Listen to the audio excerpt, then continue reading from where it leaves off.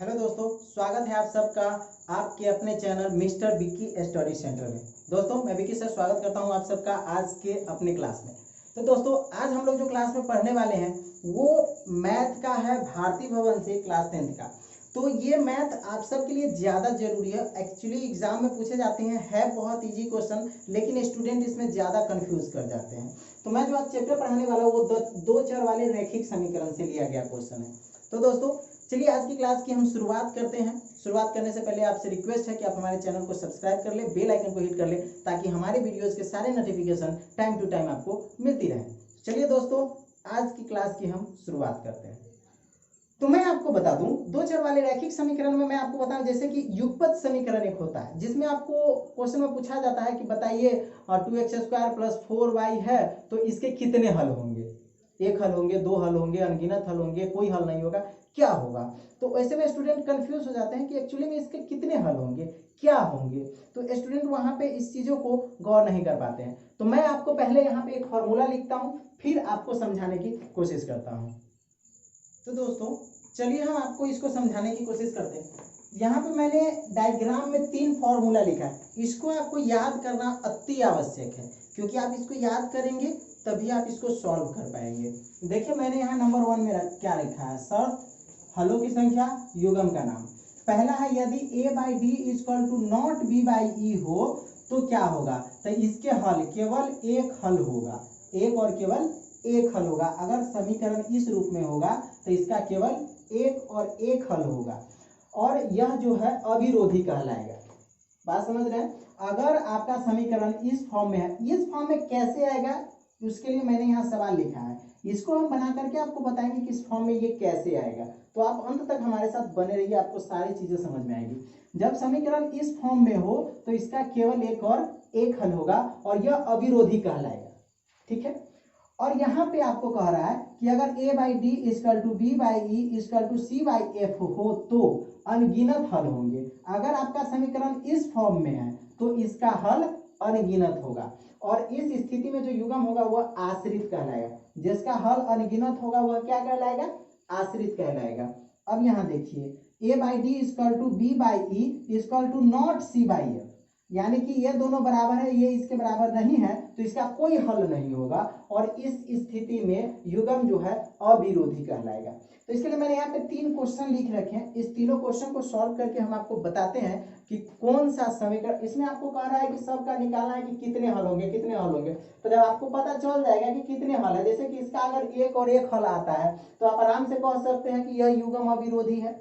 अगर आप इसको बनाते हैं और इसमें आपको पता चल जाता है इस फॉर्म में है, तो आप क्या कर सकते हैं, यह युग्म आश्रित है। तो आप ये बना करके समझ सकते हैं। तो चलिए मैं आपको बना करके बताता हूं। ठीक है। तो चलिए हम पहले फर्स्ट नंबर क्वेश्चन को सॉल्व करते हैं। यहाँ पे फर्स्ट नंबर क्वेश्चन हमारा क्या कर रहा है, सो देखिए, 2x + 3y = 8। तो हम इसको यहाँ पर लिख लेते हैं, 2x + 3y = 8। ठीक है दोस्तों। अब यहाँ पे है दूसरा, 4x + 6y = 7।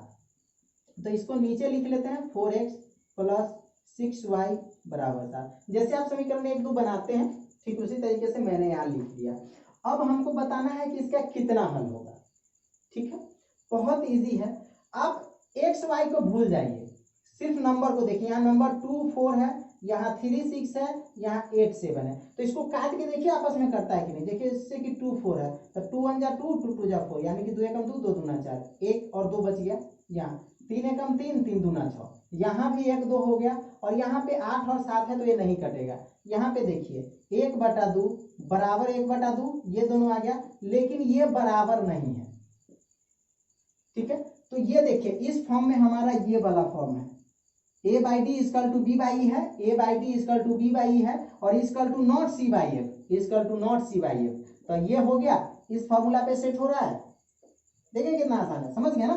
तो अब कह रहा है इसका कितना हल होगा, तो कोई हल नहीं होगा, इसका जो है कोई हल नहीं होगा, और यह युग्म अविरोधी कहलाएगा। आप इस चीज को समझ गए, कितना आसानी से हमने पता कर लिया। तो यही तरीका है इसको बनाने का। लेकिन दूसरा को देखते हैं, थोड़ा सा दूसरा में कंफ्यूजन है। दूसरा को मैं आपको बताता हूँ। दूसरा, इसको थोड़ा सा इरेज कर दिया जाए। चलिए दूसरा को देखिए, क्या करा, युगपत समीकरण x प्लस 2y माइनस 8 बराबर 0 है और 2x प्लस 4y बराबर 16 है। तो चलिए पहले इसको इधर उतार लेते हैं।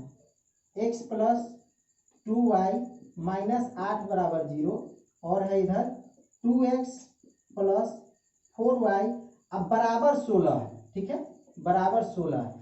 तो हम यहाँ पे थोड़ा सा पहले इसका शून्य ज्ञात कर लेते हैं, ये ज्यादा जरूरी है। तो एक स्टेप और हमको ये चीजें उतारनी होगी। x प्लस 2y माइनस 8 बराबर 0, तो 2x प्लस 4y आई प्लस 16 इसको इधर ले जाते हैं तो हो जाएगा माइनस 16 और इधर हम 0 लिख देते हैं। अब इसको हम काट के देखेंगे। x है 2x है तो नहीं कटा, इधर कट जाएगा 2 2 जा 4, 2 से 2 दूना 4, इधर भी कट जाएगा 8 एकम 8 8 दूना 16, यानी कि यहाँ कुछ नहीं मतलब 1 है। इधर देखिए 1/2 है, यहाँ भी कुछ नहीं है मतलब 1/2 है और इधर भी देखिए 1/2 है, यानी कि इधर तीनों बराबर में है। यहाँ पे देखिए कि 1/2 1/2 1/2 तीनों इक्वल टू में, तीनों बराबर में है। तो देखिए तीनों बराबर किसका है, इसका। यदि A by D equal to B by E equal to C by F, यानी कि ये बराबर है, तो इसका कितना हल होगा, तो इसका अनगिनत हल होगा। ठीक है, और यह युग्म क्या कहलाएगा, आश्रित कहलाएगा। समझ गए बात को। जब ये तीनों इक्वल टू बराबर में हो गया मतलब इस फॉर्म पे हो गया और इसका हल अनगिनत है और यह आश्रित है। समझ गए। अब चलिए हम आपको तीसरा नंबर बताते हैं कि तीसरा नंबर कैसे बनेगा। थोड़ा इसको इरेज कर दें। ठीक है, सारी चीजें कॉपी पेन लेकर के आप नोट करते जाइए, ज्यादा बेहतर रहेगा। चलिए समीकरण का इसमें 2x प्लस 3y बराबर 7 है, तो चलिए इसको उतार लेते हैं। 2x plus 3y equal to 7 and उसके बाद है 6x प्लस 5y बराबर 11। ठीक है दोस्तों, अब आप इसको काट के देखिए क्या ये कट रहे हैं। 2 एकम 2, 2 तिहाई 6, इधर नहीं कट रहा है। 3y7 5y11, तो यहाँ पे देखिए 1/3 इक्वल टू 3/5 इक्वल टू 7/11, यानी कि यहाँ पर देख लीजिए कि एक भी चीजें एक दूसरे के बराबर नहीं है, यानी कि दोनों में से, तीनों में से कोई किसी के बराबर नहीं है, यानी कि कोई किसी के बराबर नहीं है। जब कोई किसी के बराबर नहीं होगा तो उसका कितना हल होगा, एक और केवल एक हल होगा। देखिए फॉर्मूला में सारी चीजें साफ साफ इंडिकेट करके बताई गई होगी और यह युग्म जो है अविरोधी कहलाएगा। आई होप आपको इस समझ गए होंगे। इसका स्क्रीनशॉट ले लीजिए, आप इसको अच्छे से याद कर लीजिए और इस सवाल को आप खुद से बना करके एक बार प्रैक्टिस करके देखिए, बेहतर होगा। तो चलिए चैनल को सब्सक्राइब कर दीजिए, बेल आइकन को हिट कर दीजिए, वीडियो को शेयर भी कर दीजिए। तो मिलते हैं हम अब दूसरे क्लास में, तब तक के लिए bye, best of luck and thanks for the watching.